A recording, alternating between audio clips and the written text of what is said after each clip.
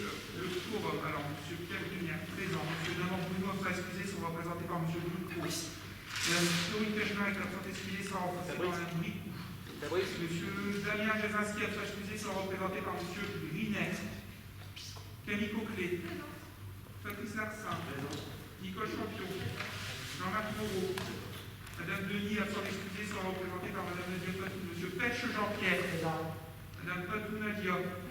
Madame Ansarlisiane, absent excusée, sera représentée par M. Jean Lecoq. M. Jean Lecoq.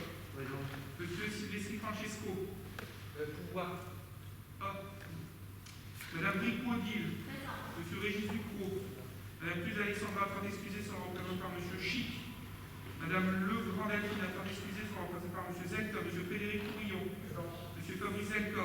Madame Duboucage Alisson, absent excusée, sera représentée par M. Champion. Madame Daucher Lucille, absente, elle devait être représentée par M. Silvestri, mais si elle n'est pas là, ça n'ira pas. Bien. M. Childamien.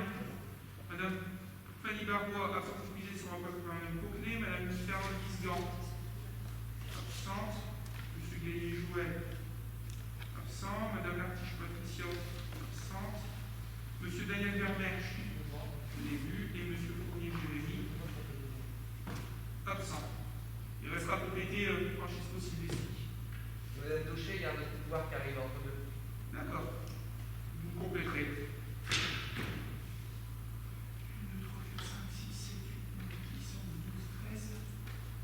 14. Impeccable. C'est bon. On est sur les cours romains à Cher, donc c'est pas gênant. C'est très bien. Nous allons ouvrir cette séance de conseil municipal qui est dédiée globalement à des questions budgétaires. C'est la période qui veut ce genre de choses, notamment sur les comptes administratifs, sur le budget, sur les subventions aux associations, en particulier de manière particulière sur le temps de ce conseil. Donc voilà. Préalablement à cela, nous allons vous proposer l'approbation du PV, la réunion. Pardon, il faut nommer un secrétaire, M. Ducrot. Il a l'habitude, il se décarcasse, comme on le dit à chaque fois. C'est bon pour tout le monde, M. Ducrot, secrétaire. Très bien, M. Ducrot. Allons-y, approbation du PV du dernier conseil. Des remarques? Oui. Oui.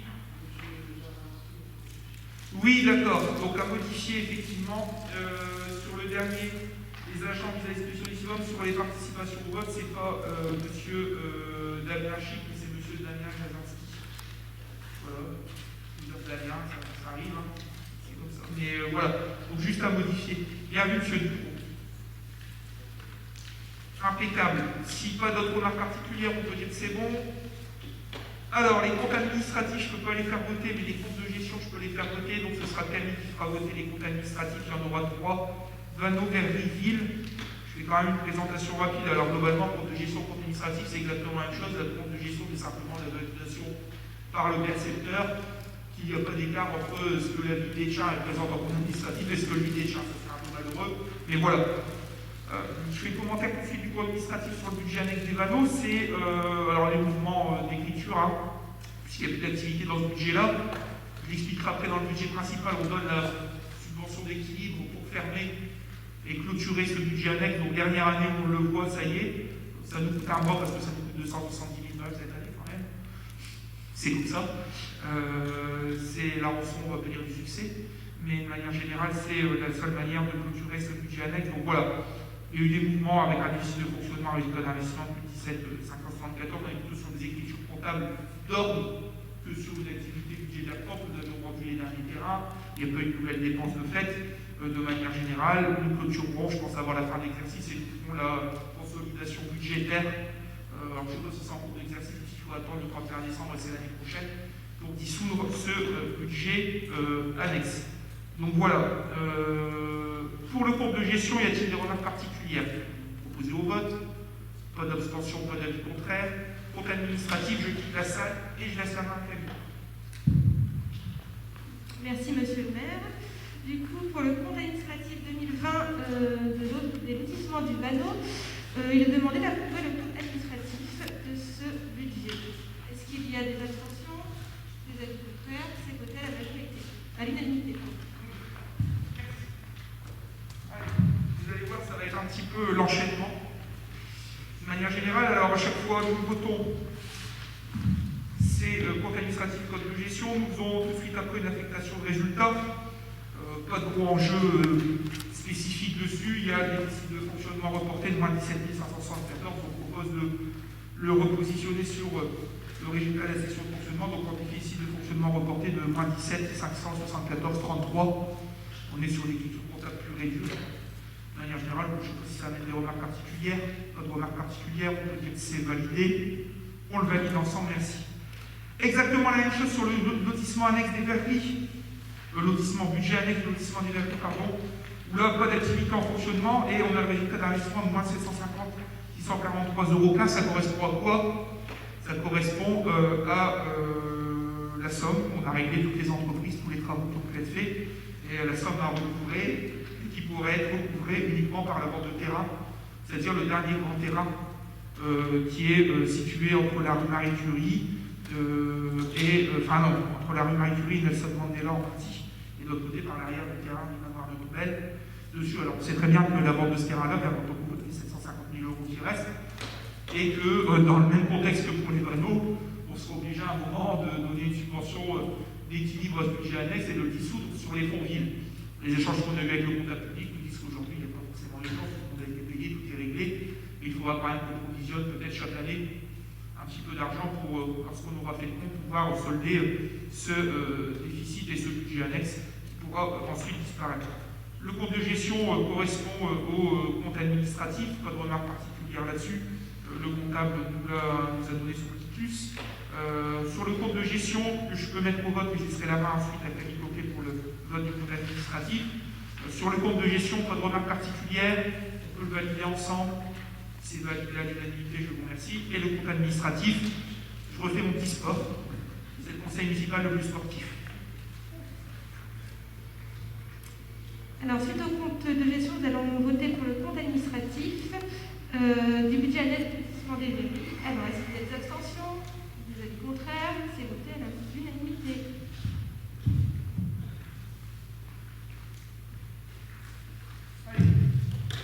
Rebelote, affectation de résultats. Alors, il n'y a pas de grande discussion là-dessus non plus. De manière générale, on a une affectation de résultats en excédent fonctionnement reporté de 0 €, puisqu'il n'y a pas d'activité en fonctionnement et qu'on a toujours ce déficit en investissement de 750 143. On vous demande donc de constater, valider ce report de 0 € au vu de l'activité et de la spécificité de ce budget annexe de lotissement. Pas de remarque particulière, c'est bon pour tout le monde, c'est voté à l'unité, je vous remercie. Compte de gestion et compte administratif de la commune. De manière générale, alors compte de gestion, petit commentaire, pas de remarque, même chose du comptable public, plus les deux comptes correspondent.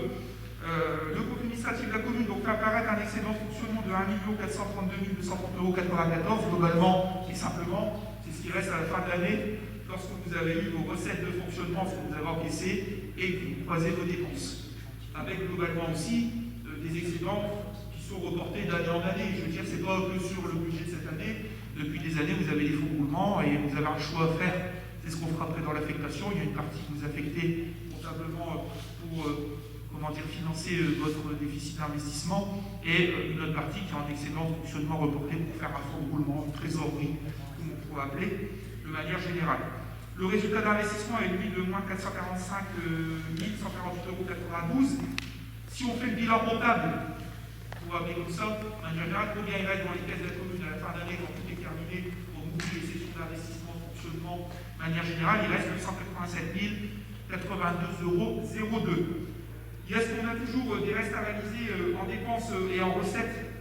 C'est des choses qui n'ont pas forcément, qui étaient rattachées et inscrites budgétairement sur l'exercice 2020, mais qui n'ont pas pu être soit encaissées, soit dépensées au 31 décembre pour des questions techniques. Des fois, ce sont des subventions, des fois, ce sont des dotations, et puis quand ça arrive en janvier ou février, ça va arriver sur le budget. Donc, on regarde tout ça pour être dans une sincérité la plus réelle possible. Donc, lorsque vous faites un petit peu cet état des restes à réaliser en recettes en dépenses en section d'investissement, vous avez un résultat de section d'investissement de 389 740,28 €, c'est-à-dire un besoin de financement. Vous allez voir après, vous allez le voir en lisant le conseil, c'est dans notre affectation de résultats où on virera les 389 000 de notre excédent d'un côté, et le solde, on le laissera en fonds de roulement, en excédent de fonctionnement reporté. Voilà pour ces deux éléments. Bon, alors, un petit commentaire sur ce compte administratif. Année un peu spéciale, c'est lui qui donne clairement la réalité du fonctionnement budgétaire d'une commune. Souvent, on s'attarde à regarder un budget qui est proposé, un budget ouvre des crédits à un niveau, peut être touché dans l'année, à la hausse, à la baisse. La vraie réalité de la dynamique budgétaire et de la réalisation de la santé financière d'une commune, c'est ce compte administratif, c'est un bilan. Vous direz dans une entreprise, c'est le bilan annuel tel qu'il est présenté. Vous voyez qu'on est sur des chiffres qui sont quand même assez corrects, même plus que corrects pour une commune de notre strate. À prendre en compte quand même qu'on était sur une année un petit peu particulière, puisque vous l'avez tous remarqué, et on a encore un petit peu de temps aujourd'hui, un certain nombre de dépenses n'ont pas été réalisées, puisque la vie a été un peu chamboulée. La politique culturelle, la politique sportive, la politique festive, les appels de loisirs, toutes ces choses-là n'ont pas été réalisées comme elles devaient l'être lorsqu'on a une année normale sans crise sanitaire, en termes de dépenses, en termes de recettes aussi. Forcément, l'école a été fermée pendant 3 mois, le centre de loisirs de juillet, pas de restauration le midi, c'est de l'argent qui ne rentre pas dans les caisses de la commune pour la cantine, pas de spectacle, pas de billetterie. Alors on sait bien que ces choses-là n'équilibrent pas le budget, mais elles participent quand même à abonder un certain nombre de recettes. Donc il n'y a pas eu les dépenses d'un côté, mais il n'y a pas eu les recettes non plus. Alors, je ne peux pas dire que ce soit un budget et un compte administratif de référence d'une année normale, puisque ce que nous vivons maintenant depuis plus d'un an ne fait pas partie de la normalité. Donc voilà.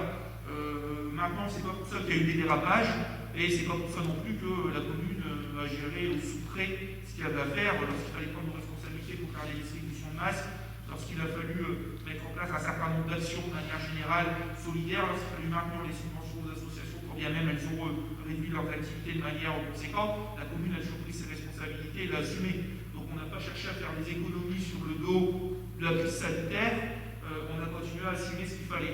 On n'a simplement pas dépensé ce qu'on aurait dû dépenser si on avait été en année normale, et on n'a simplement pas encaissé ce qu'on aurait dû encaisser si on avait été sur une année avec une activité normale. Voilà simplement ce qui joue sur ce compte administratif de manière générale. Voilà ce que j'avais à dire. Je vais vous proposer peut-être le compte de gestion s'il n'y a pas de remarques, et après je laisserai la main pour le compte administratif. Compte de gestion, pas de remarques particulières. Un petit ça. Voilà. C'est voté à l'unité, je vous remercie, et je laisse le vote du compte administratif. Et donc, pour la troisième fois, je vais vous demander de bien vouloir voter pour cette fois-ci le compte administratif de la commune de Quévrechin. Est-ce qu'il y a des abstentions? Des avis contraires? C'est voté à l'unanimité. Je vous remercie. Impeccable. Merci bien. Alors, bis repetita, là c'est logique. Alors oui, vous avez une petite note explicative. On ne fournit pas forcément, c'est la première année qu'on fournit ça. Merci au service, ça permet aussi d'avoir des éléments un peu plus concrets, d'avoir des pavés à lire avec des chiffres et des tableaux plus compliqués, mais qui permet aussi d'avoir un petit commentaire de manière générale, de comprendre pourquoi il y a eu ça, pourquoi il y a eu telle dépense, pourquoi il y a des choses reportées, de manière générale, pour que vous ayez une visibilité un peu plus claire sur le compte administratif 2020. Nous passons ensuite à l'affectation des résultats, qui est très laconique aussi. On est dans des logiques, entre guillemets, comptables. Globalement, on le disait tout à l'heure, l'excédent de fonctionnement que nous avons de manière générale de 1 432 230,94 € doit d'une part ouvrir le déficit d'investissement s'il y en a, et là c'est le cas, à hauteur de 389 740 € gratuits, et ce qui reste, une fois ce déficit couvert, va en excédent de fonctionnement reporté, c'est-à-dire en fonds de roulement, on retrouvera en recettes, vous allez nous voir dans le budget présenté, en recettes de fonctionnement de manière générale. Donc ce qui est proposé, et on est dans une logique purement comptable dessus, c'est une affectation de résultats, donc un excédent de fonctionnement capitalisé à hauteur de 388 740 € qui va aller en recette de section d'investissement sur le BP 2021, et le solde, les 1 042 470,66 € d'être en excédent de fonctionnement reporté, c'est-à-dire en fonds de roulement pour la commune, de manière générale, les deux cumulés avec là ou 1 432 230,94 €. Je ne pense pas qu'il y ait de questions particulières là-dessus. On est dans une logique aussi là-dessus, pas non plus de marge de manœuvre extraordinaire, c'est plus de la technique qu'autre chose. Si c'est bon pour tout le monde, on peut dire ça adopté à l'unanimité, je vous remercie. Nous avons ensuite la présentation du budget Pour l'année 2021, alors je rappelle qu'un budget doit répondre à un certain nombre de règles. Il doit répondre au fait qu'il se déroule sur une année civile, il doit être équilibré en dépenses et en recettes. Ce n'est pas l'État qui vote chaque année un budget en déficit et qui augmente la dette publique et la dette publique. De manière générale, nous, on est obligé de voter un budget qui est équilibré en recettes et en dépenses. On est obligé de voter un budget qui est sincère. Alors sincère, ça veut dire qu'il doit correspondre aux besoins de la collectivité, aux réalités en termes de recettes, mais aussi aux réalités en termes de dépenses. Un budget sincère veut dire aussi un budget qui vit dans l'année. Vous avez déjà dû voir maintenant depuis l'exercice budgétaire, je pense pour les nouveaux élus, les autres sont un peu plus au courant, mais depuis un an, il y a régulièrement au conseil municipal des adaptations budgétaires parce qu'on a une nouvelle recette qui arrive, parce qu'on a vendu un terrain, où il y a quelque chose d'exceptionnel, et puis il y a des dépenses qu'on avait peut-être jugées un peu trop basses, il y a des imprévus, il y a des choses comme celle-là qui touchent de manière générale, c'est comme dans la vie de tous les jours. La sincérité, elle se juge dans la capacité à la commune de voter quelque chose et à présenter un budget qui tient vraiment la route et qui correspond à la réalité et à la vitalité financière de la ville.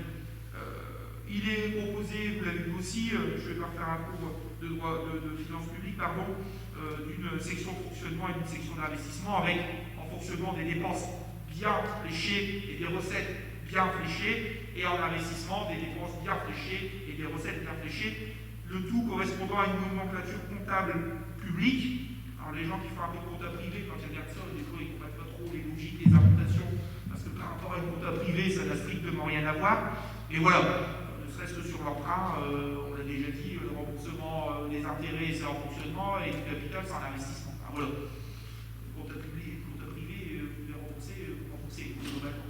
Donc voilà, je ne dis pas qu'il n'y a pas de règles spécifiques, mais on est quand même sur des choses un petit peu plus fermes et la gymnastique budgétaire n'est pas toujours facile à comprendre. Ce budget, de manière générale, en section de fonctionnement, est proposé à hauteur de 8 898 002,66 € de manière générale. Même niveau de dépenses, forcément pour la notion d'équilibre. Alors nous proposons un certain nombre de chapitres. Les chapitres, si vous avez regardé dans eux-mêmes, décomposés en articles de manière générale, pour rentrer un petit peu plus dans le détail, mais nous votons au niveau budgétaire des chapitres. Et s'il y a des déséquilibres entre articles au sein d'un chapitre, c'est pas gênant puisque c'est le chapitre qui a besoin d'être voté et équilibré de manière générale. Alors un certain nombre de choses, sans rentrer dans le détail, mais alors en nos recettes de fonctionnement, les produits des services domaines ventes diverses. On propose une ouverture à hauteur de 97 280 €. Globalement, c'est tout ce qui reprend les recettes de la cantine, des guichets lorsqu'on fait des festivités, des concessions de cimetière, mais souvenez-vous, il y a 70%, 30% CCAS. Enfin voilà, tout ce qui est généré en recettes. L'année dernière, nous avions réalisé 82 567 €. Mais année spéciale. Cette année, par exemple, on arrive ici, bon, à part cette semaine où l'école a terminé un petit peu plus tôt, et il y a de la cantine depuis le mois de janvier. L'année dernière, la cantine s'est arrêtée mi-mars et n'a pas repris, finalement. Donc voilà, donc on est sur des choses un petit peu plus optimistes. Même chose sur une deuxième partie de l'année, je pense qu'il se déroule, plutôt sur la partie rentrée. Je crois qu'on pourra reprendre une activité, sous réserve que tout se passe bien, mais culturelle, festive, un peu plus normale. Et s'il y a donc des spectacles, des choses qui doivent se dérouler, il y aura donc des billetteries qui seront mises en place et qui généreront des recettes. D'où cette somme de 97 280. En termes de recettes, vous avez les impôts et taxes, forcément, c'est ce qu'on touche clairement au niveau de la ville. Là, pas de grande marge de manœuvre, puisqu'on se base sur les données que la Direction générale des finances publiques nous donne. En disant, voilà, selon les taux que vous allez voter, et vous allez voir après, on ne proposera pas d'augmentation des taux sur la commune, et les bases fiscales et le nombre de personnes qui payent, etc., ils ont leur base de calcul, voilà combien la commune pourrait toucher en termes d'impôts et de taxes sur cette année. À titre d'exemple, de réaliser l'année dernière, donc le compte administratif qu'on a voté, nous avions réalisé 3 570 000 € de recettes fiscales. On prévoit 3 573 279,35 €. Vous voyez qu'on reste dans la réalité.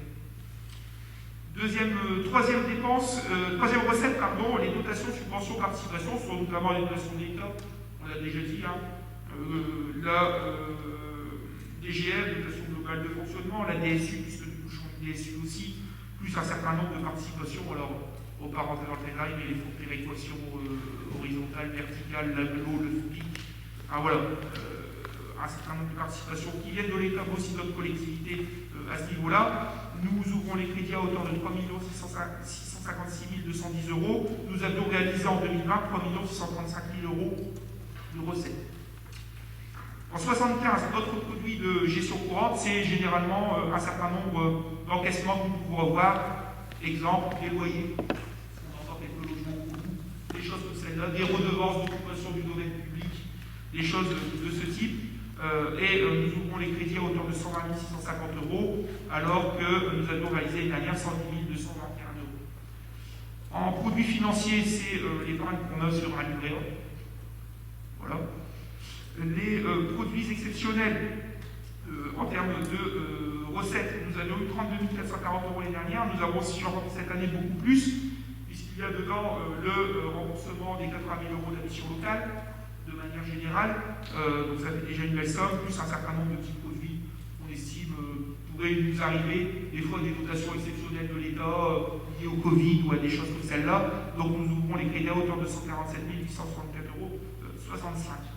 Les atténuations de charges, c'est les remboursements, en particulier des contrats aidés, mais comme vous savez, ils ont fondu comme beurre au soleil, donc il y en a de moins en moins. Moi, je me souviens avoir voté des budgets, on était à plus de 200 000 € recettes là-dessus. Voilà, on est à 70 000 aujourd'hui. On touche aussi également les participations de notre assureur lorsqu'il y a des gens en longue arrêt maladie ou des choses comme celle-là. Nous continuons, nous, à le payer avec notre budget libre, mais notre assureur nous rembourse ce que nous déboursons pour payer l'agent. Ça, c'est aléatoire aussi. Vous pouvez avoir des gens qui ne sont pas en arrêt une année où ça se passe bien, comme vous pouvez avoir des cas avec des gens qui déclenchent malheureusement des fois des maladies graves, des difficultés, et qui sont en arrêt et qui donc coûtent à la collectivité d'une part, mais amènent aussi des recettes liées à l'assurance statutaire, et c'est sur ce 0,13 que nous encaissons ces recettes-là. Nous avions fait 79 452 l'année dernière, on ouvre hauteur de 70 000, vous voyez. L'excédent de fonctionnement reporté, c'est ce qu'on vient de faire, 1 042 000 490 66. Voilà, c'est fait partie de la répartition budgétaire à l'affectation de résultats que nous avons donné. Et nous avions fait 984 447 l'année dernière. Et les opérations d'ordre de transfert entre sections, c'est ce que vous avez généralement, c'est des recettes qui sont liées à... je dis pas de bêtises, je ne sais plus, j'arrête plus. On a déjà dit, je ne suis pas experte. Les opérations d'ordre de transfert entre sections. Mais je ne sais plus. Les dépenses d'ordre, derrière, c'est une dotation d'amortissement, mais je n'ai aucune idée claire sur cette question-là. Désolé, je colle. Vous n'avez pas la nomenclature avec vous, 0,42, regarde un petit peu, Maxence. Tu vas la voir, à quoi ça correspond. Vous avez une idée à quoi correspondent ces dépenses. Il y a M. Sylvestri qui arrive. Impeccable. C'est rien, ça arrive.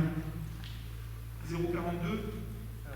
Ouais, vous allez la voir, je suis bête, je pourrais regarder, vous dire. Et regardez, pas dans le tableau, regardez plutôt dans une nomenclature. 0,42, 0,42, section de fonctionnement, détail des recettes. Comment? Ce sont les opérations d'ordre de transfert entre sections. Oui, je suis d'accord. Et qu'est-ce qu'il y a là-dedans? Concrètement, donnez-moi des mots, des choses qu'on met là-dedans. Il y a 475 propositions de croissance. Oui, ça c'est pas gênant. Mais je sais plus, voilà. Il y a rien de spécifique là-dessus, mais je pêche. Je ne suis pas un spécialiste de la nomenclature budgétaire publique, je suis désolé. Non, mais vous ne l'aurez pas parce que ça va rester des termes généralistes. Parce que là, c'est quelque chose de concret. Qu'est-ce qu'on met là-dedans? Par exemple, dans celui-là, c'est des loyers. Là, à quoi ça correspond? Je me souviens plus. Désolé. C'est rien, pas de spécificité. Vous embêtez pas si vous avez un retour. Oui. Dans les opérations de transfert entre sections, note notamment les immobilisations corporelles, les concessions, les projets d'infrastructure, les bâtiments, installations, etc. Ça m'en dit pas plus. Si, je sais ce que c'est. Les recettes lorsqu'on vend des terrains ou des biens immobiliers, ou lorsqu'on vend un camion d'avis. On prend un camion d'occasion, voilà les recettes. On vend un terrain, comme on va faire après avec les médecins pour santé médicale, c'est sur cette ligne-là. Et cette ligne-là, elle est fléchée ensuite pour aller en section d'investissement. Ok, c'est ça, excusez-moi. Voilà pour ces présentations. Les dépenses de fonctionnement, et c'est intéressant de savoir, le chapitre 011 de charges à caractère général, là on met plein de choses qui correspondent à la vie de la collectivité. On les ouvre à hauteur de 1 660 000 €, ça veut dire qu'on se donne un objectif de maintenir quand même nos dépenses sur cette question-là. Alors on met en question, on met en concurrence. Exemple, on a mis en concurrence la pression du magazine municipal, une petite économie, mais 6 magazines par an, vous faites une économie de 500 € par magazine, c'est ce genre de choses. Vous mettez en concurrence un certain nombre de marchés ou de contrats, des fois vous gagnez un petit peu d'argent à droite à gauche et cumulez les uns les autres. Je peux vous dire qu'on arrive très rapidement à 50, 70, 80, 100 000 des fois d'économie. Donc c'est cet objectif-là de maintenir ces dépenses-là. Et puis aussi, on le disait tout à l'heure, on sait que là, les 6 premiers mois sont un peu cuits en termes d'activité, de vie sociale ou quoi que ce soit. C'est autant de dépenses que nous n'aurons pas à faire pour des festivités. Il n'y a pas eu de vœux, il n'y a pas eu généralement un spectacle électrique, il n'y a que le lendemain, il n'y a pas eu non plus. Faites de la musique sur un petit quelque chose, mais qui ne représente pas les coûts habituels. 14 juillet, ça semble plutôt parti de manière un petit peu négative. Donc ce sont aussi des dépenses qui ne vont pas se faire. Donc, comme on disait tout à l'heure, soyons sincères, disons la vérité, votons un budget. Ça ne sert à rien d'aller mettre des crédits alors qu'on sait pertinemment qu'on ne les dépensera pas à ce niveau-là. Donc il y a aussi cette réalité-là. Nous avions dépensé l'année dernière 1 728 000. On ouvre 1 660 000. Vous voyez quand même qu'il y a des économies à réaliser, qui seront réalisées automatiquement par le fait qu'il y ait moins de vie sociale, mais quand même à réaliser. Les charges de personnel et frais assimilés de 3 670 000, c'est ce que nous avions prévu. Nous avons réalisé 3 600 000 l'année dernière. On a toujours tendance à abonder un petit peu plus. Et en fin d'année, à dire finalement on avait surabondé, on retouche un petit peu, mais on ne sait jamais ce qui peut arriver en cours d'année, surtout que l'année dernière, année spécifique, pas eu de gros centre de loisirs, donc pas de recrutement d'animateurs, il y a eu plein de mois sans activité, donc je pense aux agents des services techniques, pas de brocante, pas de fête de la musique, pas de 14 juillet, pas de quartier d'été, c'est des volumes d'heures supplémentaires qui ne sont pas non plus existants. Alors je crois qu'ils auront lieu cette année, mais c'est des choses qui peuvent quand même arriver, pas de marché de Noël, rien. Donc c'est aussi des volumes horaires et des coûts dans le 012 qui n'ont pas été réalisés l'année dernière, qui font qu'on avait quand même une masse salariale un petit peu plus basse. Au 65, c'est un très gros chapitre. 1095, c'est notamment nos participations à différentes infrastructures, les subventions aux associations et surtout notre participation au CIVOM. On l'avait présenté dans le cadre du VOM, on avait expliqué les travaux de piscine, etc. C'est dans ce chapitre-là, donc voilà, si on n'avait pas de CIVOM, ce chapitre-là serait vraiment très bas. Là, on a un CIVOM, on participe fortement au financement de cette structure, donc on est sur des coûts un peu plus importants. La charge financière, 150 000 €, c'est le remboursement, on disait tout à l'heure, des intérêts de la dette. Nous avons ensuite en charge exceptionnelle 380 000 €. Nous avions fait 166 000 € l'année dernière. Alors pourquoi cette somme? Globalement, vous avez là-dedans le paiement de la DSP de la crèche, mais vous avez surtout les 270 000 € qu'on va donner au Vanou en budget annexe. Donc l'année dernière, nous avions provisionné 170, on a gardé ces 170, on remet 100 000 € sur fonds propres de 2021, ce qui fait qu'on a quelque chose de boosté à 380. Donc voilà l'objectif de pourquoi ce chapitre 67 est très, très chargé. Dépenses imprévues, 150 000 €, fait toujours une dotation. Et puis c'est une part qu'on la soif, sur l'année on a besoin d'aller chercher, on sait qu'on a 150 000 € de côté et qu'on pourra aller gratter dessus. C'est pas pour ça qu'il faut commencer à faire tout et n'importe quoi, mais on l'a. Vous avez le virement à la section d'investissement, ça c'est selon le besoin de financement de notre section d'investissement qui sera présenté après, et vous avez les dépenses d'ordre des dotations aux amortissements, là c'est un calcul, c'est le matériel qui devient obsolescent, vous pouvez virer et prévoir de l'argent pour renouveler ce matériel si vous souhaitez. Alors un véhicule, je ne sais plus, l'amortissement on l'a fait sur 7-8 ans, il y a des véhicules qui ont peut-être 12 ans, pour peut-être être remplacés, voilà, c'est amorti, mais on oblige chaque année à mettre un peu d'argent de côté pour tenir un actif de qualité et avoir la capacité de le renouveler. Voilà pour cette section de fonctionnement. Section d'investissement, c'est un petit peu plus simple puisque vous avez des projets qui se présentent devant vous, avec des propositions nouvelles et des propositions globales. Des fois, les propositions globales ne bougent pas, c'est parce que c'est du report. Des fois, vous avez une proposition globale qui est importante et qui est abondée par de nouveaux crédits, proposition nouvelle, c'est-à-dire qu'on met de l'argent sur le budget 2021 et vous avez déjà, on en remet un peu plus pour augmenter le volume. Les choses sont plutôt claires, opération par opération, on vous les présente. Alors, il y a juste 9003 matériel immobilier de manière générale et les réparations de bâtiments communaux qui représentent des gros volumes et sur lesquels on ne donne pas de détails. Mais je vous donne un exemple. Sur le 9003 matériel immobilier, on prévoit 238 553 € de dépenses. Il y a déjà plus de 120 000 € pour acheter le poids lourd. Il doit arriver ici au courant du mois de mai et du mois de juin. Voilà, c'est des choses qui étaient prévues. Le poids lourd à 22 ans, il est plus qu'amorti. Il faut le faire pour que les services puissent continuer à fonctionner.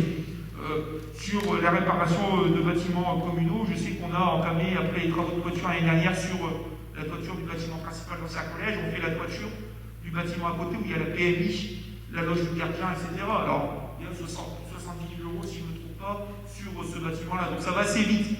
Je n'ai pas le détail exhaustif en tête, mais on a un certain nombre de financements à réaliser. Vous avez ensuite le site cher. Poste de position nouvelle, on a toujours 5-6 000 €. Pourquoi on laisse toujours un petit peu d'argent? Puisque c'est nous qui fabriquons, généralement, lorsqu'il y a des casurnes ou comment ça s'appelle? Cavurne, et je me souviens plus du deuxième terme, peut-être que Florence le sait. Columbarium, voilà, à proposer. Nous les faisons, en fait, nous les achetons, nous les installés par un marbrier, un fabricant, et après nous les revendons. Donc on laisse toujours un petit peu d'argent. On a de la place en avance, mais on ne sait jamais. En cours d'année, on est déjà le temps. Alors attention, il reste 3 ou 4 cavurnes. Il va falloir en construire rapidement parce que s'il y a des décès que les gens veulent acheter, il faut qu'on leur propose, et c'est une obligation, la possibilité d'y accéder. Donc on laisse toujours un petit fonds de roulement qui nous permet de faire face s'il y a un besoin. Il n'y a pas de projet spécifique dessus. Réparation de Paris, 134 849 €. Elles seront normalement fléchées. Vous avez dû voir qu'il y a un certain nombre de travaux rue Valériani avec l'assainissement et aussi l'électricité. Elles seront fléchées sur ces 2-3 tapis d'enrobés à cet endroit-là et sur la partie rue de la mine où il y a les gâteaux de Léo, etc. Parce que ça va continuer par là de manière générale pour refaire les tapis d'enrobés et en profiter. Je crois que, et s'il y a un décalage dans le calendrier, on a aussi des travaux de trottoir à finir sur le haut de la rue du Quénois. On avait sollicité une subvention il y a 2 ans sous l'ancienne mandature qu'on avait obtenue. Et il y aura ce travaux-là réalisé. Donc on positionnera selon le degré d'avancement et d'urgence les dossiers selon les uns et les autres et nos capacités financières. Après, si en cours d'année on a de nouvelles recettes qui nous permettent d'augmenter un peu ce volume-là, on augmentera ce volume-là de travaux de voirie de manière générale. Vidéosurveillance, il y a pas de nouveau positionnement de Pédigny sur l'accessibilité mise en conformité. C'est globalement des restes à réaliser dessus. Construction du centre technique, on remet 26 000 €. Souvenez-vous, je vous avais expliqué que chaque année, sur le bâtiment le plus ancien, le plus haut, on refaisait 4 fenêtres de toit, puisque c'était le plus ancien, elles étaient abîmées, donc certaines n'avaient pas d'étanchéité. L'étanchéité commençait à être défaillante, donc vous en avez 12. On s'était mis d'accord sur 3 ans, en faire 4 par an, donc on en a fait 4 l'année dernière, on en propose 4 cette année, qui correspondent à peu près à ces 26 000 € plus quelques petits travaux d'hiver qui peuvent toujours servir. L'année dernière, on avait fait aussi des portes. On avait changé les portes, on avait repris des points sur le bâtiment qui est un petit peu faible en termes de structure métallique, où il y avait de la corrosion qui ont été repris, traités, reposés, etc. Donc voilà ce qui est proposé au niveau de ce centre technique. L'aménagement centre-ville, ça concerne surtout la partie parc du cimetière et on aura des choses un petit peu plus concrètes à vous proposer assez rapidement, à amender selon votre vision des choses sur le sujet. J'ai en tout cas demandé à l'équipe qui travaille de maîtrise d'œuvre qui travaille sur le projet d'intégrer en plus du parking du cimetière, là, cette entrée où il y avait les services techniques, le parking de la poste, on avait intégré aussi le long de la place, là où il y a les plantations avec les acacias, vous allez les voir, ils ne partent pas d'ailleurs, ils sont morts, où les plantations sont assez dégueulasses, là où ils sont en train d'enfuir le réseau actuellement d'ailleurs, pour intégrer un aménagement à ce niveau-là qui soit propre. Et on a demandé également en option qu'ils puissent intégrer des replantations et un petit aménagement paysager de qualité autour du monument. Vous pouvez aller voir les autobloquants commencent à se tasser, c'est des conifères, des arbres qui font, les sapins font 5 mètres de haut, ils n'ont plus aucune allure. Donc l'idée c'était de dire voilà, les 2 entrées de cimetière sont traitées de manière qualitative, le monument aux morts sera traité de manière qualitative, on n'est pas sur des coûts faramineux parce que globalement il n'y a pas de stationnement, il n'y a pas de circulation, il n'y a pas de réseau, c'est de la plantation, c'est du revêtement de sol, c'est des choses un peu plus sympas pour donner un petit coup de jeune. Et techniquement, on se voyait mal quand même traiter qualitativement une entrée du cimetière et laisser la deuxième végéter, on va dire, de manière générale, telle qu'elle est aujourd'hui. C'est là aussi on fait une cérémonie, alors je sais qu'on n'en a pas vécu beaucoup depuis le début du mandat, mais l'objectif est de donner un petit coup de boost. Donc, vous avez une partie de crédits qui sont dédiés à ce genre de choses dessus. En cours d'année, on ramènera un certain nombre de crédits aussi, puisqu'il y a une autorisation de programme, et on a des subventions qui sont sollicitées d'ailleurs encore dans ce conseil-là. Bonne nouvelle, Également, au dernier conseil municipal, nous avions sollicité 150 000 € sur le plan de relance région pour la phase 2 et 3, donc rue des Champs, rue de l'Abreuvoir et quartier Mozart. Les 150 000 € ont été validés, accordés par le conseil régional. Ça a été vite, hein. On a délibéré il y a 15 jours. Donc voilà. Dessus, sur ces questions-là. Vous avez ensuite le gros morceau, alors qui s'appelle Raménagement Cité Mozart, Cité Mozart élargie, QPV, il y a 50 noms, donc 1 179 000 de manière générale. Vous avez du FTU, c'est un fonds qu'on a un petit peu chaque année pour faire des petits travaux locaux, mettre des bancs, des chaises, quelques plantations. On nous a demandé des trucs, comment dire, des poubelles et puis des sacs pour les déjections canines à certains endroits. Voilà, c'est un petit budget qui est prévu sur ces questions-là et qui est cofinancé avec la région pour ces aménagements locaux. On le travaille notamment avec le Conseil citoyen. Aménagement rue Courbevoie, on n'a plus rien. On avait fait une étude, donc pour le moment c'est en gel.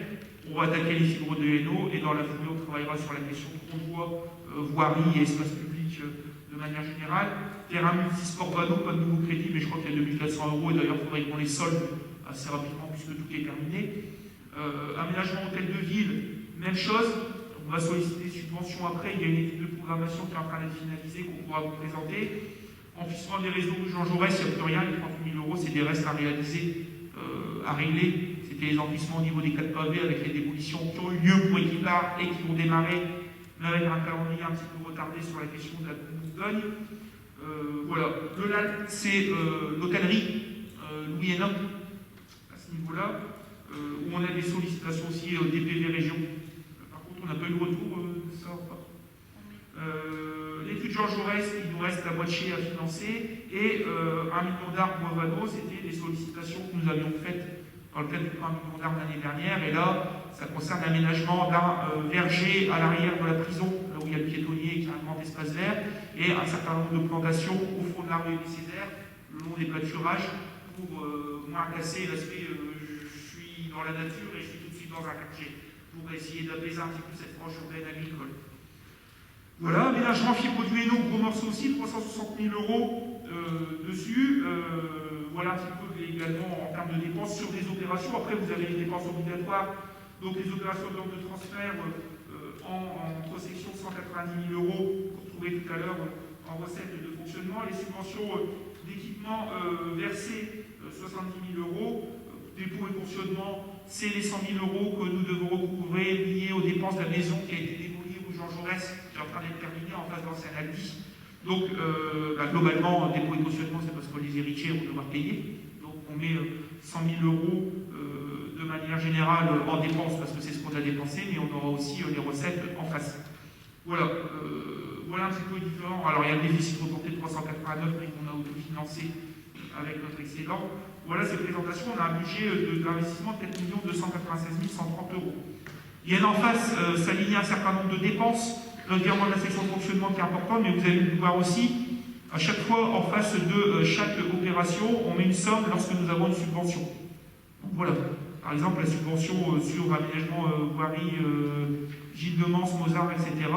192, il était acté, c'était le ZIC. Dans un prochain conseil, on fera une DM, on mettra les 150 000 € que j'ai annoncé de la région. L'ayant su hier, on ne pouvait pas le mettre aujourd'hui au budget.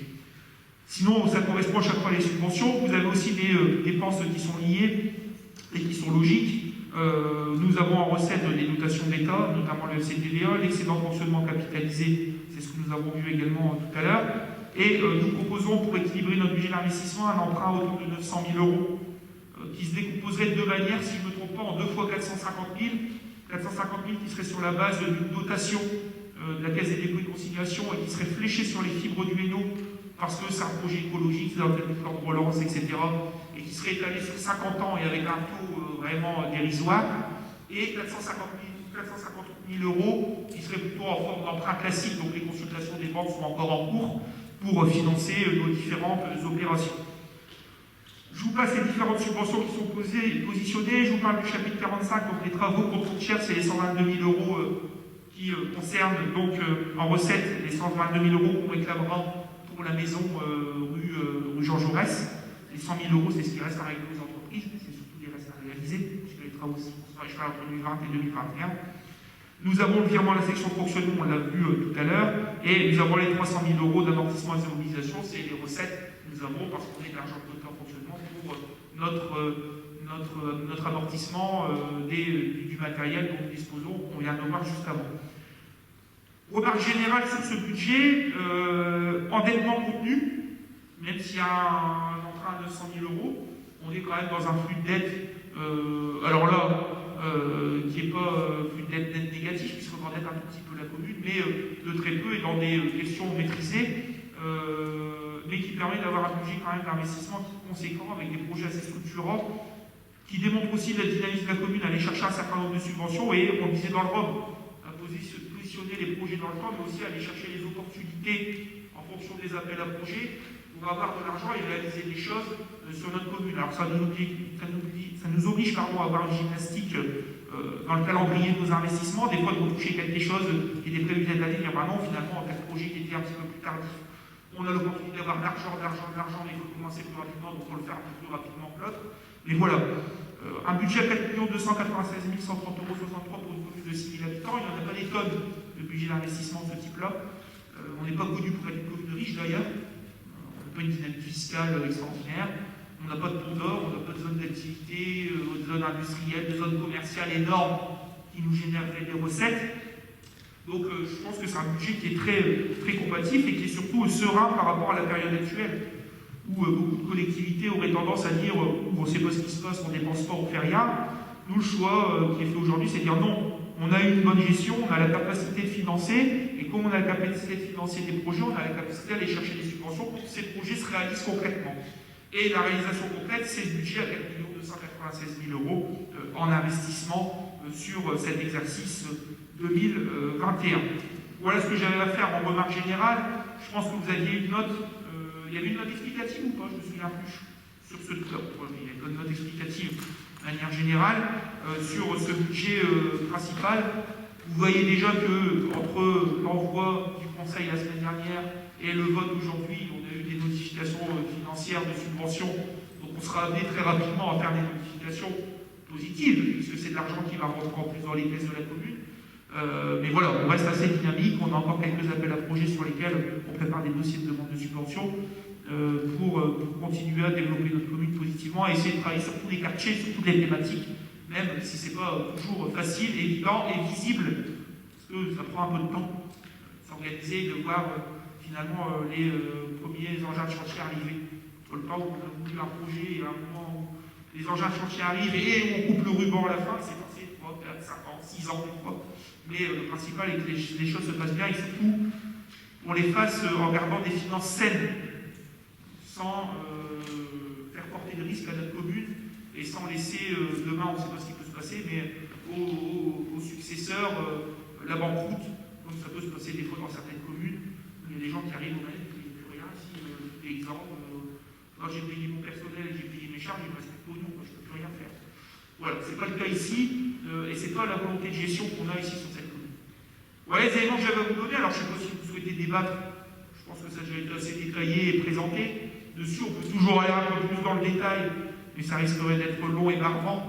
Surtout que je suis connu pour avoir un débit de parole et être assez exhaustif dans mes propos, donc je ne veux pas vous saouler non plus. Mais voilà, un budget, c'est un état d'esprit. Je pense que l'état d'esprit ici a été présenté et démontré de manière assez exhaustive maintenant depuis quelques dizaines de minutes, on va dire, de manière générale. Voilà ce que j'avais à vous présenter ce soir. Question particulière, remarque particulière. Voilà, il ne faut pas être plus transparent, tout est clair, il n'y a pas de bout là-dedans. On peut passer au vote du budget. Y a-t-il des abstentions? Des avis contraires?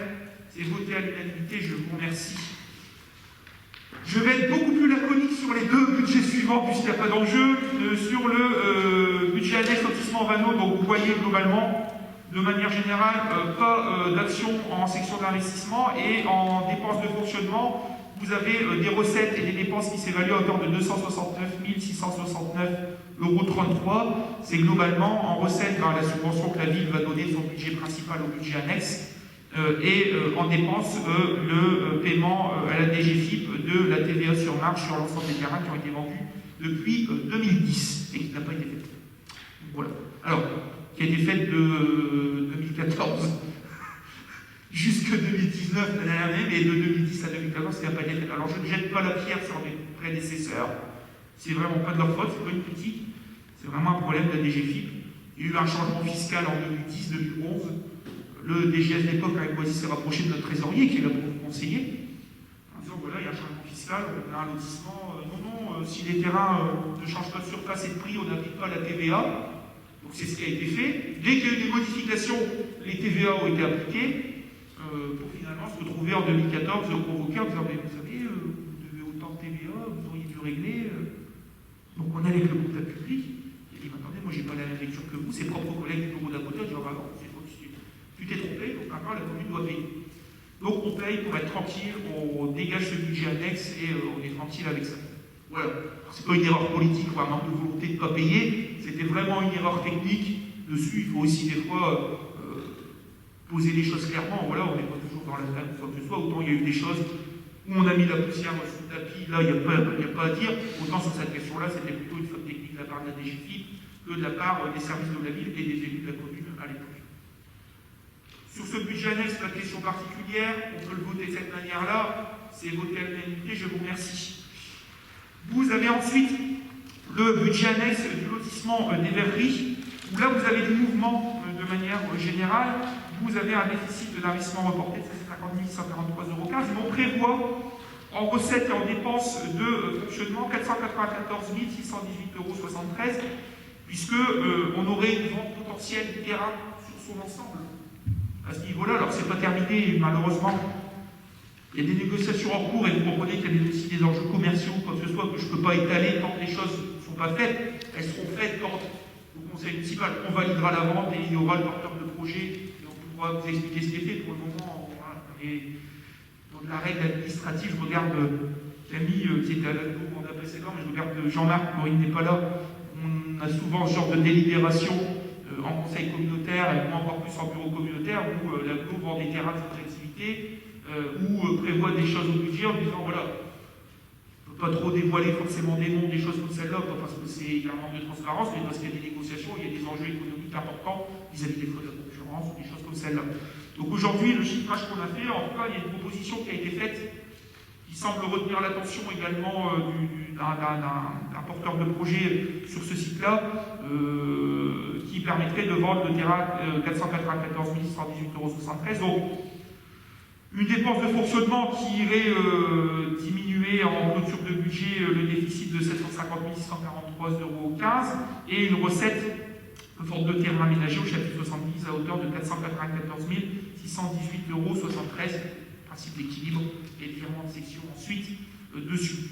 Voilà ce qui est proposé en investissement, pas de dépenses, et puis le constat de ce déficit de 750 643,15 € est reporté. Je ne pense pas qu'il y ait de question particulière.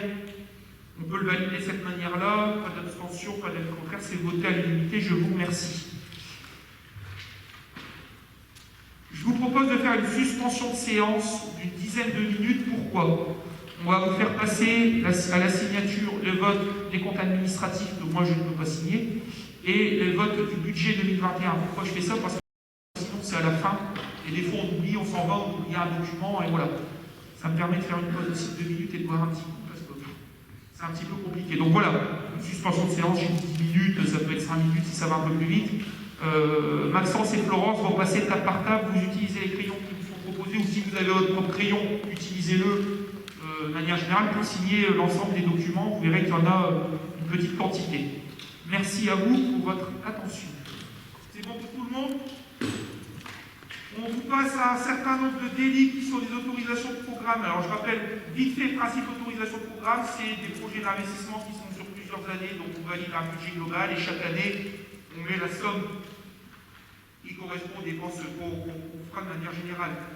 Là vous avez des créations qui n'existaient pas, donc les aménagements mis en conformité du LAT, donc Victor Louis et Enoch, hôtellerie. Vous voyez que ça charge entre 2021 et 2022, donc on crée l'utilisation de programme à 145 200 € et on met 57 750 € de crédit sur le budget 2021, donc on prévoit 87 440 en 2022. Pas de souci particulier, c'est bon pour tout le monde, allons-y. C'est une modification ensuite, changement des mesures d'école Jean-Marie Brison. Pourquoi cette modification ? À la fois sur le volume et sur le calendrier. Sur le volume, parce que finalement ça va nous coûter moins cher que ce qui était prévu au départ, on a l'information aujourd'hui puisqu'on a fait la consultation des entreprises. Donc on a eu des offres qui sont un peu moins disantes que ce qui était prévu budgétairement. Donc on diminue le coût global et on vous demande de retoucher le calendrier. Pourquoi? Parce que souvenez-vous, on devait normalement terminer en 2020. Ça n'a pas été le cas parce que le pasteur, on n'a pas pu le réaliser pendant les vacances. Donc nous avions pris notre donne déjà en l'année dernière. Et là, nous avons soldé ce qu'il y avait en 2019-2020 et il nous reste 246 384,50 € à faire en 2021 de manière générale. Donc, présentation de cette nouvelle situation qui est validée si vous le souhaitez. Ça coûte moins cher, mais on répartit autrement sur les 3 années. De toute façon, il y a plus trop de choix, on est la dernière année, donc on pense qu'il reste. On peut pas dire que ce sera l'année prochaine, voilà, là c'est le solde. Pas de souci particulier. Très bien. L'autorisation de programme mise en œuvre du réseau de vidéosurveillance, même chose. Pas d'augmentation de budget, mais juste une nouvelle situation qui va jusqu'en 2021. On l'avait arrêté en 2020. Pourquoi? Parce qu'il reste 41 280,94 € pour les restes à réaliser. C'est-à-dire travaux qui ont été commandés, non réalisés ou en cours de réalisation, ou réalisés mais pas encore facturés. Donc on prévoit les 41 280 qui étaient prévus sur 2020 à un niveau plus important, on les prévoit sur 2021. Il y a un spécial, c'est bon pour tout le monde, on peut dire que c'est validé. Création cette fois-ci d'une autorisation de programme en opération des friches industrielles des fibres du méno. Même chose parce qu'on sait que le projet va se dérouler opérationnellement sur 2 ans, mais souvenez-vous aussi, il faut racheter le terrain, on a négocié avec le PF un échéancier sur 3 exercices pour racheter le terrain. Donc nous avons prévu en 2000, on crée cette autorisation de programme qui représente à peu près 50 481,63 €. On prévoit 360 000 € en 2021, 95 240 en 2022 et 95 240 en 2023. Les deux 95 240 représentent les budgets qu'on met chaque année pour provisionner et racheter le terrain. Voilà la présentation qui est faite. Rien de spécifique, c'est bon pour vous, c'est voté à l'unité. Et enfin, la dernière, c'est une retouche non pas du volume mais du calendrier qui maintenant se précise un petit peu plus et qui pourrait être chamboulé en fonction des subventions. Souvenez-vous, on l'avait dit, la phase 2 qui était prévue ici en 2021, 2022, ou des champs de l'abreuvoir, on pourrait, si on a un maximum de subventions, la recoller tout de suite avec la phase 3 qui est Beaux-Arts directement reliée sur le courant 2021-2022. Donc on a une répartition de crédit qui est un petit peu différente et qui vous est proposée dans une nouvelle situation sur le sujet. On devrait plus trop tarder à avoir la démolition du bâtiment Babimos. Et si Josh a lancé sa consultation, je crois qu'elle est terminée. Je ne sais pas s'ils auront attribué le marché de démolition, mais en tout cas c'est la fin. J'espère le plus rapidement possible. Mais voilà, c'est fait. Donc voilà pour cette autorisation de programme. Pas de question particulière. C'est bon pour tout le monde, donc on va y aller. Le vote des taux d'imposition. Rien de spécifique, on vous propose de ne pas les augmenter et les bases augmentent de 0,02%, donc c'est-à-dire peanuts. Donc globalement, sur la feuille d'imposition, il y aura de grands changements de manière générale. Vous remarquerez que cette année, dans le tableau à l'arrière, nous serons obligés de faire apparaître le taux communal consolidé par le taux départemental sur la taxe foncière bâtie. C'est une demande des services de l'État, notamment pour prendre en considération la compensation de la taxe d'habitation. Souvenez-vous, ça avait été présenté dans l'Europe, il y avait un calcul à faire avec des communes contributrices dessus. Donc, pour que cette délibération soit légale et cadrée, les services de la préfecture ont demandé que apparaisse cette consolidation aux taxes communales plus taxes départementales, c'est un total de 52,24, 39,95 en communal et 19,29 en départemental. Taxe foncière non bâtie, pas de changement non plus. Pas de questions particulières. Voilà, le choix c'est pas de faire monter la pression fiscale, on est quand même dans une période qui n'est pas forcément top. Le but c'est pas d'aller assassiner les ménages sur leur taxe foncière, les propriétaires, puisque plus les propriétaires maintenant, on a fait la taxe d'habitation. En cette période qui n'est déjà pas forcément facile. Donc voilà, regardons plutôt les économies qu'on peut faire en interne pour pouvoir augmenter les impôts. Regardons nos projets d'investissement qui permettent aussi de nous faire des économies à l'avenir pour ne pas les augmenter. Et validons cette logique à l'heure actuelle. Alors on pourrait, beaucoup de communes profitent, c'est le début de mandat, augmenter les impôts tout de suite, les gens l'oublient après. Là, c'est pas le choix. C'est pas le choix. On profite pas du calendrier, on profite de la situation. On gère correctement notre commune et on ne fait pas payer aux habitants. pas de questions particulières, on peut dire qu'elles sont votées à l'unanimité. Je vous remercie. Je vous envoie ensuite une série de subventions aux associations et je laisserai Patrice Larsin les présenter.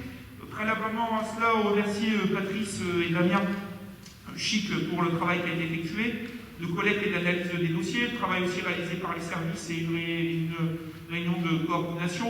N'apparaissent pas 3 associations dans ce tableau, parce qu'elles passeront, ce sont des associations un peu plus importantes et conventionnées, qui ont des subventions un peu plus importantes, elles passeront au Conseil de mai. Il s'agit de Monel Orchestra Harmonie, qui a des fonds très spécifiques, les petits chaussons et le centre social Ami Carélien, qui fait la politique de la vie, il y a des choses comme ça là.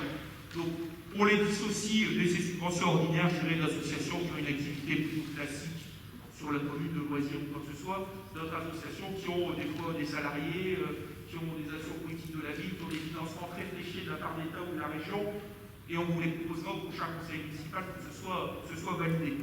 Là, on est sur des choses plutôt terre à terre, mais je vais laisser la main à Patrice Larsin tout de suite qui présentera cette délibération. On notera simplement pour là, on votera association par association. Si vous êtes membre d'un conseil d'administration de l'une des associations qui paraît, faites signe.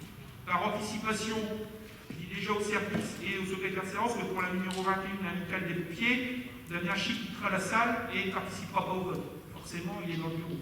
Donc ça évitera ce problème-là. Si certains d'entre vous sont d'autres associations, hop, dans le bureau, hein, vous êtes adhérent, c'est pas gênant, mais dans le bureau ou au conseil d'administration, vous levez la main, vous ne participez pas. Je crois que Odile Bricou est concerné par les seniors dynamiques aussi. On refera signe à ce moment-là, je couperai Patrice. Ok? Je laisse la main à Patrice qui va présenter un petit peu la manière avec laquelle ça a été fait. Oui. Oui, bonjour. Donc, je voudrais au début spécifier qu'il y a une base sur les subventions. Mais par contre, il y aura cette année-ci un peu exceptionnellement 30% en moins, enfin une suspension, et au cas où ça ne vient pas reprendre pour les activités, on débloquerait cette somme-là, les 30%. Donc, à cause, bien sûr, des non-activités à cause du Covid. Donc, alors, on va commencer par les associations sportives. Alors, pour l'association sportive de Quiébrochin Tennis de Table ASQTT, donc une subvention de 1 960 €. Y a-t-il des questions particulières? On va passer au vote. Des abstentions, des avis contraires, c'est voté. Donc, pour le judo club, une somme de 4 900 €. Y a-t-il des questions particulières? Nous allons passer au vote. Des abstentions, des avis contraires, c'est voté. Pour la pétanque de Quiébrochin, une subvention de 2 100 €. Y a-t-il des questions particulières? Nous allons passer au vote. Des abstentions, des avis contraires, c'est voté. Pour le tennis club de Quiébrochin, donc 2 800 €. En spécifiant que nous avons déduit 2 000 €, c'est-à-dire la logique, c'est qu'il y a tout le temps, à chaque année, 1 000 € pour le tournoi. Donc l'année passée, elle n'a pas eu lieu, et la subvention a été donnée. Et cette année-ci, elle n'aura pas lieu, donc on a déduit les 2 000 €. Donc nous votons pour une subvention de 2 800 €. Des questions particulières? Nous allons passer au vote. Des abstentions, des avis contraires, c'est voté. On va passer donc à Quiébrochin Pêche Compétition, une subvention de 1 050 €. Donc on va passer au vote. Y a-t-il des questions particulières? Donc des abstentions, des avis contraires, c'est voté. Les Grizzlies du Hainaut, 1 960 €. Y a-t-il des questions particulières? On va passer au vote. Des abstentions, des avis contraires, c'est voté à l'unanimité. Donc, l'Union sportive de Quiébrochin, l'USQ, là par contre, on vote pour 3 650 € parce qu'il y a déjà eu une avance de 3 000 €. Donc, y a-t-il des questions particulières? Nous allons passer au vote. Des abstentions, des avis contraires, c'est voté. Alors, pour les associations ordinaires, on va dire comme ça, non conventionnées, donc on passe aux Amis de la Gaule, une subvention de 1 400 €. Y a-t-il des questions particulières?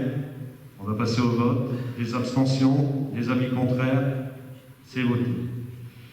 Pour le secours populaire, 1050 €. Toujours pareil. Y a-t-il des questions particulières? Des abstentions, des avis contraires, c'est voté. L'association SI, 1050 €.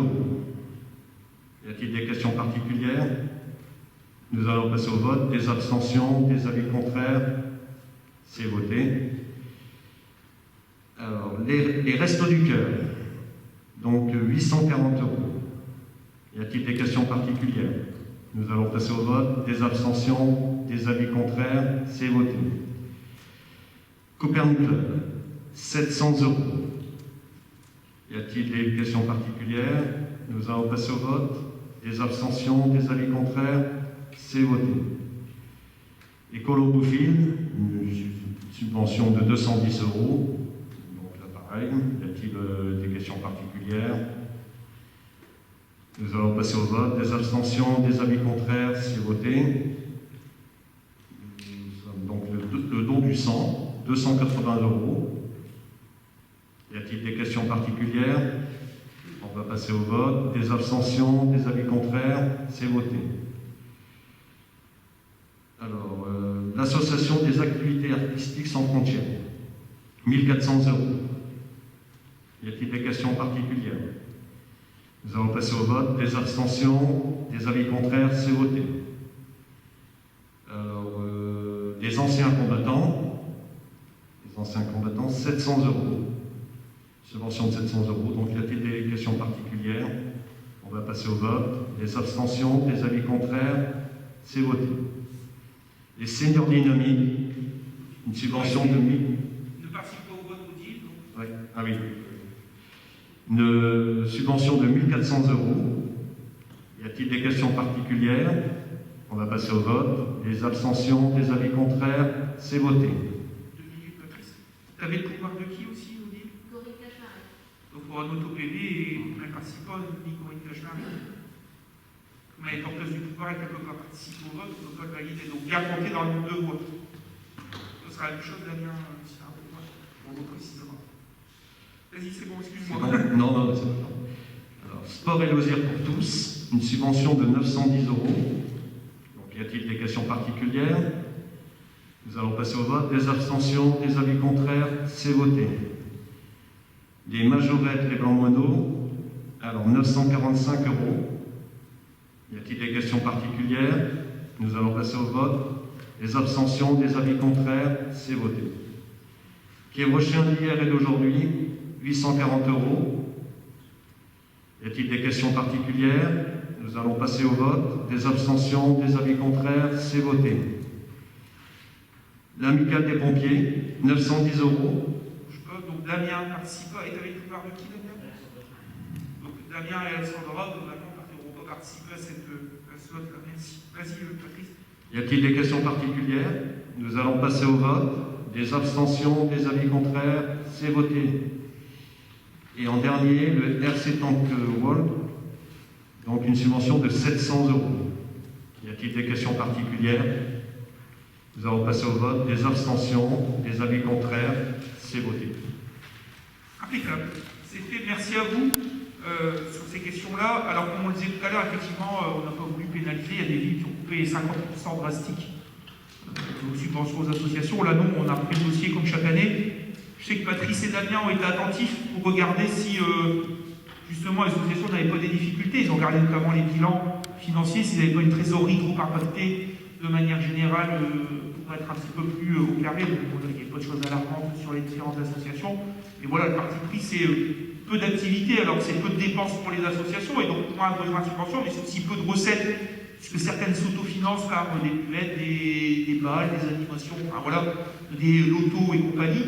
Donc l'idée était de dire, voilà, on sait que pour la fin de saison, puisque généralement les associations fonctionnent sur des saisons un peu sur le temps scolaire, il y a très peu de chances qu'il y ait beaucoup d'activités qui soient maintenues, ou du moins peu d'activités qui sont maintenues à l'heure actuelle, ne sont pas génératrices de recettes, mais non plus de dépenses. Je pense aux associations sportives, Il n'y a pas d'activité de tournoi, des activités d'arbitrage, enfin de championnat qui nécessitent des frais d'arbitrage ou quoi que ce soit. C'est plutôt de l'activité interne. Donc on a fait ce parti pris effectivement de budgétiser, de regarder les dossiers, de se mettre d'accord sur une subvention globale, de la budgétiser au budget 2021 et de se dire qu'à l'heure actuelle, au bout de la situation, on vote 70% de cette somme et je pense que pour la rentrée, on fera un petit point avec chaque association, les élus travailleront à savoir si les activités ont repris, on débloque les 30% restants, est-ce qu'il faut ces 30% là, est-ce qu'il faut peut-être un peu moins, bah non, finalement, on n'en a pas besoin, ça ira. D'autres nous diront, bah non, il nous faut peut-être un peu plus parce qu'on a eu une galère aussi à un moment. Donc on viendra vers vous à la rentrée pour ajuster au plus près ces demandes de subventions et ces subventions un peu complémentaires. Merci à vous. On passe à la délibération suivante. 2 délibres de demande de subvention auprès du département du Nord au titre des projets territoriaux structurants de manière générale. La première, et c'est par ordre de priorité, parce qu'on vous demande quand on dépose plusieurs dossiers d'avoir un priorité 1, priorité 2. Donc on le disait tout à l'heure, c'est les phases 2 et 3 du PV donc, qui correspondent. Et vous noterez dans la note qu'il y a un petit bout à l'arrière au niveau du plan de financement. Les phases 2 et 3 correspondent bien rue des Champs, rue de l'Abreuvoir et ce qui est résidence et rue Mozart. Et la phase 4, rue Neumann, c'est par rue Mozart. Donc phase 2 et 3 qu'on pourrait regrouper, donc on sollicite une subvention, on rentre dans les critères des PTS, et on sollicite une subvention donc, au maximum à hauteur de 40% du coût hors taxe, en l'occurrence un montant de 800 000 €, tout le plan de financement est joint.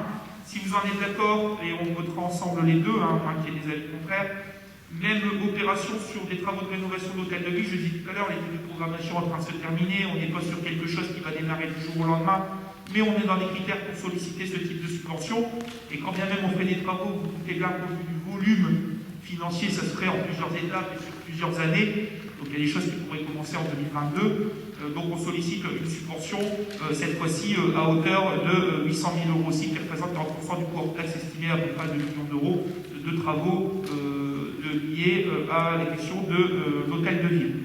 Si vous êtes d'accord, on peut voter ces 2 délibérations en même temps, parce qu'elles correspondent. On peut faire une seule délib avec les 2 projets, on en a fait 2, mais ça correspond à ce genre de choses. Je ne pense pas qu'il y ait des soucis particuliers là-dessus. Pas d'abstention, pas d'avis contraire, c'est voté à l'unanimité, je vous remercie. Je laisse la main à Nicole Champion pour la tarification des accueils collectifs de mineurs et les mercredis kids.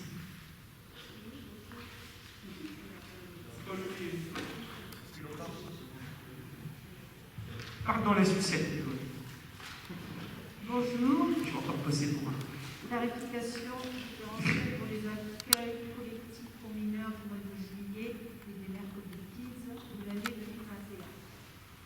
L'accueil du mois de juillet pour les enfants de 3 à 17 ans basé sur un projet pédagogique et un programme d'animation thérapeutique. Suite à la conséquence de la Covid-19, le nombre prévisionnel d'enfants à accueillir pour l'accueil collectif au mois de juillet est compris entre 50 et 150 enfants. Ces derniers sont composés des mineurs de 3 à 5 ans, de ceux âgés de 6 à 10 ans et de ceux âgés de 11 à 17 ans.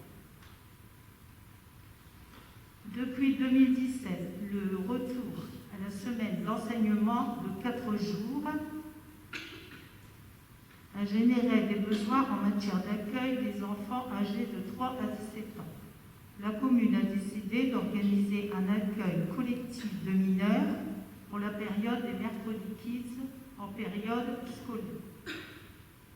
Le nombre d'enfants accueillis des mercredis kids est compris entre 20 et 60.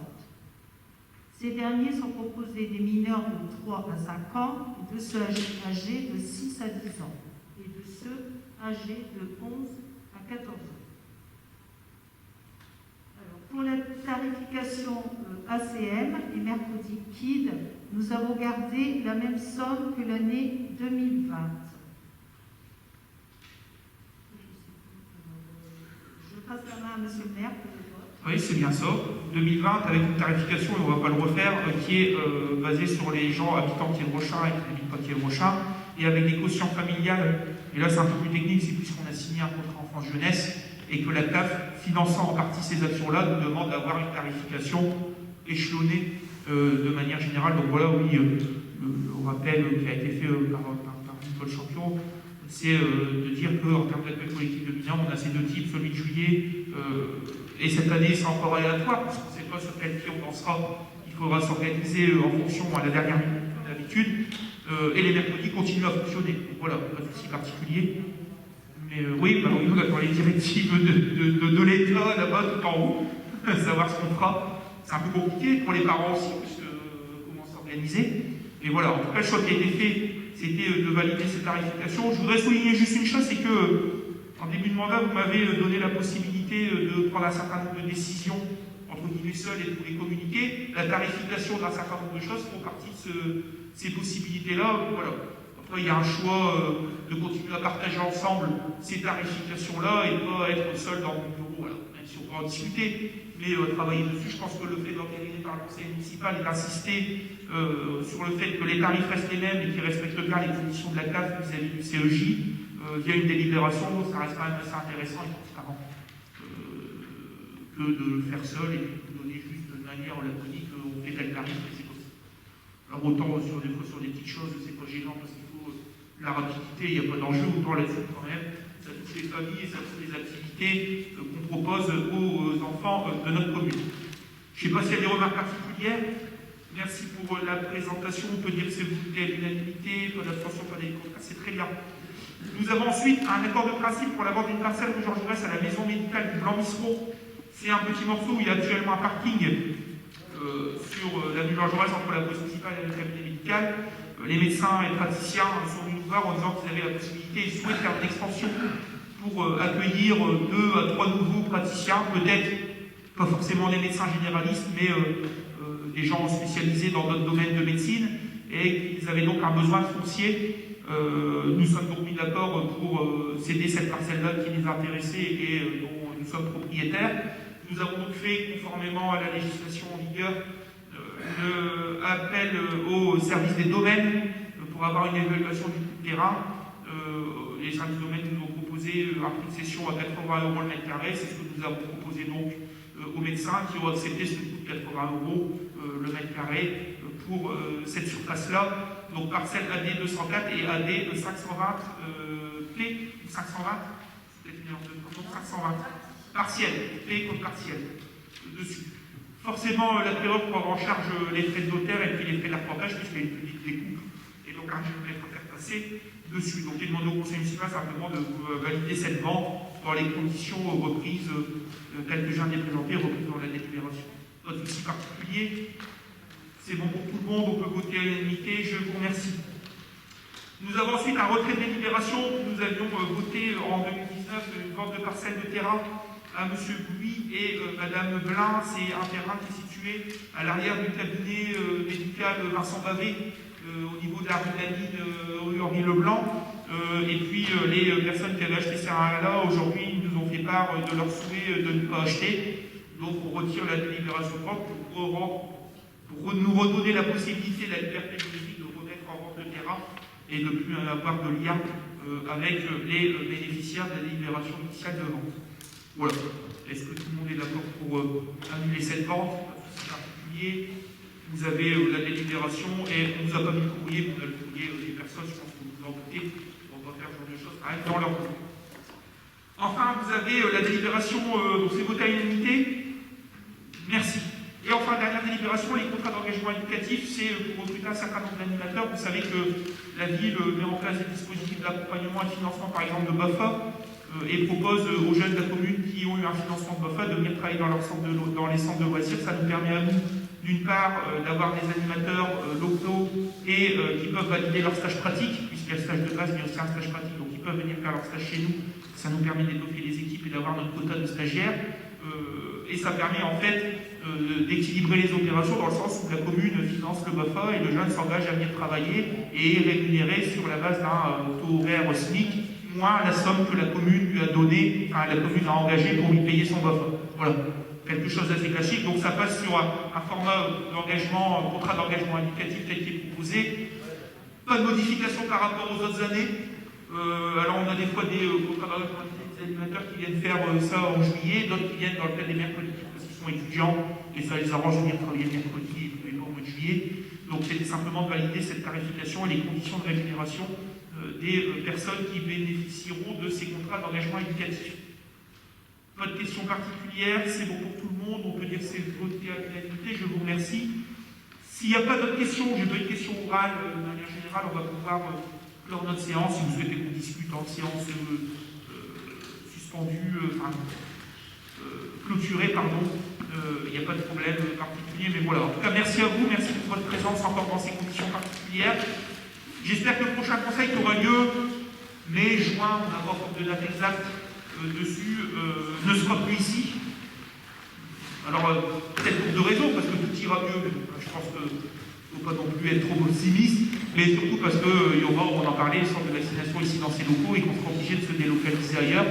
Ce sera un signe positif aussi pour notre commune et pour notre secteur. On a finalisé les choses maintenant depuis quelques jours. Aujourd'hui, on a eu de nouveaux échanges un peu plus sérieux avec l'ARS, le devenir du centre de vaccination et entre les mains des services de l'État. Merci à vous, bonne soirée.